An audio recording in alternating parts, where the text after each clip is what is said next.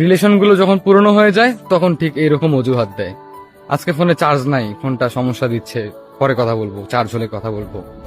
আজকে অনেক ঘুম পাইছে, যান আজকে ঘুমাই প্লিজ, কালকে কথা বলি। ব্যস্ত আছি, এখন কল দিও না, পরে কথা বলবো, আম্মু বাসায় আছে। আরে বাসায় মেহমান আসছে, ফোনটা হাতেই নিতে পারতেছি না। ও আরে মানে ডাটা অন ছিল তো, ঘুমাই পড়ছিলাম, ওই জন্য হয়তো অনলাইনে দেখাইছি। মানে আমি অনলাইনে ছিলাম না। মানে অজুহাতের শেষ থাকবে না। অসুস্থ, মেডিকেলে যাচ্ছি, এখানে যাচ্ছি, সেখানে যাচ্ছি। মানে এক কথায় বলা গেলে আপনার সাথে যেন বেশি কথা বলতে না হয়, এইরকম। মানে আস্তে আস্তে দূরত্ব বাড়াবে যখন রিলেশন মানে একটু পুরনো হয়, বুঝছেন। প্রথম প্রথম তো অনেক কিছু, সেকেন্ডে সেকেন্ডে মেসেজ, খাইছো কি না, না খাইলে শরীর খারাপ করবে, হ্যান ত্যান, হাবি জাবি বহুত কিছু। কিন্তু যখন পুরনো হয় তখন মানে ও যে আপনাকে সময় দেয় না, আপনি যদি বলেন যে তুমি আমাকে এখন সময় দিচ্ছ না কেন, তখন সে এটা মানতেই চাইবে না। এরা এটাই বুঝাবে বারবার যে আপনি তাকে ইগনোর করতেছেন, মানে বারবার সে এটাই বুঝাবে যে আপনি তাকে ইগনোর করেন।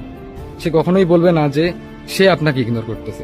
আসলে মানুষ খুব স্বার্থপর, বুঝছেন। মানে ধরার আগে যা যা করার দরকার সব করবে, যখন আয়ত্তে নিয়ে আসতে পারবে, যখন ধরে ফেলবে, ঠিক তখনই ইগনোর করা শুরু করে। আবার আস্তে আস্তে হঠাৎ করে একদিন বলে ফেলে, দেখো তোমার সঙ্গে আমার রিলেশন করা মানে সম্ভব হয়ে উঠতেছে না, কন্টিনিউ করা সম্ভব হচ্ছে না, আমার ব্রেকআপ চাই।